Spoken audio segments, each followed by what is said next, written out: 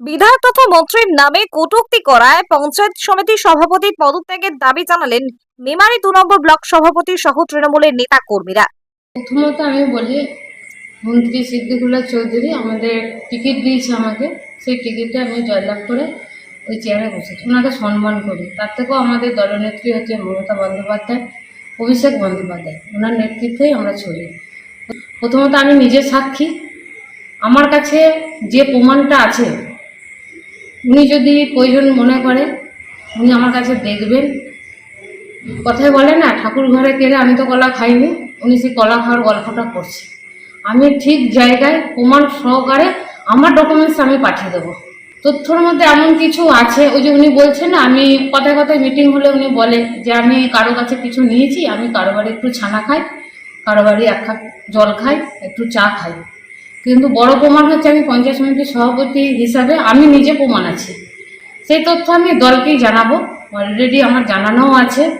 আর তার থেকে বড় কথা, উনি যে কথাগুলো বলছে সম্পূর্ণই ভিত্তিহীন কথা একদম। উনি সম্পূর্ণ মিথ্যা কথা পরিচালনা করছে।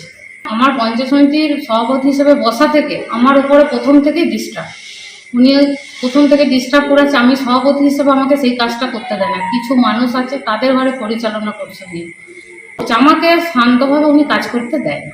মন্ত্রী পাশাপাশি এমএলএরা দেখছি যেভাবে উন্নয়নের কাজ করছে, উনি কিন্তু সেইভাবে আমাদের এখানে উন্নয়নের কাজ করেন। একটা মন্ত্রী হয়ে তিনি এর বাড়িতে বাড়িতে গিয়ে গোষ্ঠীদ্বন্দ্ব আমাদের এখানে সৃষ্টি করছে।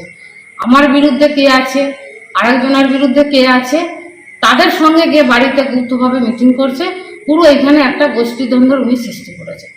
এবার বিধায়ক তথা গ্রন্থাগার মন্ত্রী সিদ্দিকুল্লাহ চৌধুরীর বিরুদ্ধে কটূক্তি করায় মহা বিপদে পড়েন পূর্ব বর্ধমান জেলার মেমারি 2 নম্বর পঞ্চায়েত সমিতির সভাপতি ময়না হালদার টুডু। পঞ্চায়েত সমিতির সভাপতির এই কটূক্তির পরে সভাপতির পদত্যাগের দাবিতে সরব হয়েছেন মেমারি 2 নম্বর ব্লক সভাপতি হরিসাধন ঘোষ, মেমারি ব্লকের তৃণমূল নেতা নেত্রীরা। যদিও এই বিষয়ে মেমারি 2 নম্বর পঞ্চায়েত সমিতির সভাপতির সাথে যোগাযোগ করতে না পারায় তার কোনো প্রতিক্রিয়া পাওয়া যায়নি। আমরা গত কয়েকদিন আগেই দেখছি যে বিভিন্ন ইলেকট্রনিক মিডিয়ায় যেভাবে পঞ্চায়েত সমিতির সভাপতি, মাননীয় মন্ত্রী তথা আমাদের বিধায়ক জনাব সিদ্দিকুল্লাহ চৌধুরী সম্পর্কে যেভাবে অকাত্য ভাষায় এবং নিন্দনীয় ব্যক্ত করছেন, আমরা তার তীব্র নিন্দা এবং ধিক্কার জানাচ্ছি।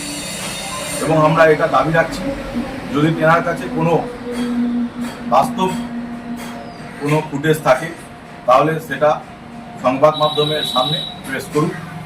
এবং পঞ্চায়েত সমিতিতে তিনি কতটা কাজকর্ম বোঝেন আমি জানি না, কারণ এখানে সিগনেচারে কোনো পাওয়ারের প্রয়োজন হয় না, সরকারি বিডিও সাহেব দেখেন এবং তিনি তার ন্যায্য পাওনা নির্দিষ্ট স্থানে বুঝে নিয়ে চলে যায়। পঞ্চায়েত সমিতিতে এখন একটা অস্থির এবং ভয়ের ভীতির পরিস্থিতি তৈরি হয়েছে। কথায় কথায় এসটি কেস, যা আমাদের পক্ষে অফিস যাওয়া এবং পরিচালনা করা খুবই কষ্টের ব্যাপার। 2026-এর বিধানসভা ভোট ও 21শে জুলাই প্রস্তুতি সভাকে কেন্দ্র করে মন্তেশ্বর বিধানসভা এলাকায় সাংগঠনিক সভা করতে আসেন মন্তেশ্বর বিধানসভার বিধায়ক তথা রাজ্যের গ্রন্থাগার মন্ত্রী সিদ্দিকুল্লাহ চৌধুরী।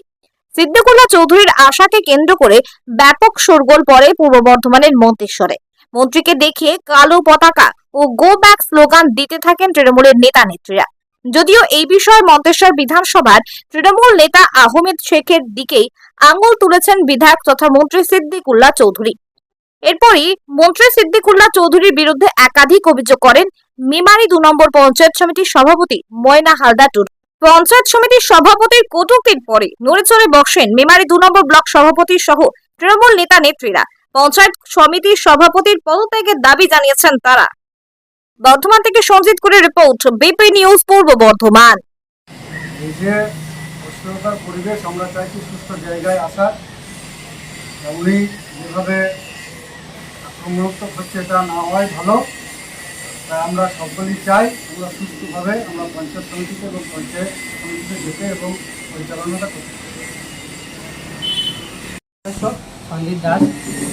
আর আমাদের মেমারি 2 পঞ্চায়েত সমিতি ইলেকট্রনিক্স মিডিয়ার মাধ্যমে জানতে পারলাম কিছুদিন আগে যে আমাদের পশ্চিমবঙ্গ সরকারের মাননীয় ক্যাবিনেট মন্ত্রী জনাব সিদ্দিকুল্লাহ চৌধুরী মহাশয়কে বিভিন্ন রকম অকথ্য ভাষায় আক্রমণ করছেন এবং একটা কী বলব যে মিথ্যা অপবাদ দেওয়ার চেষ্টা করছেন।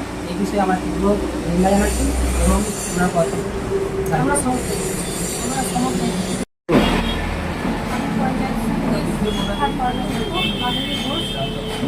আমাদের মন্ত্রী সিদ্দিকুল্লাহ সাহেবের নেতৃত্বে আমাদের ব্লকে যে অস্থিরতা শুরু হয়েছে, মানে আমাদের পঞ্চায়েত সমিতির সভাপতি আমাদের অনৈতিকভাবে যেসব কাজকর্ম শুরু করেছেন তার জন্য আমরা খুবই ওনাকে ধিক্কার জানাই। অবিলম্বে ওনার পদত্যাগও দাবি করি। ইসলাম আছে, সঞ্জয় আছে, মাধবী ঘোষ আছে, আমাদের সকলেরই একই বক্তব্য। তারা একবার উঠে বলুক তাদের কি তারা কি এতে রাজি আছে, তারা উঠে সবাই বলুক।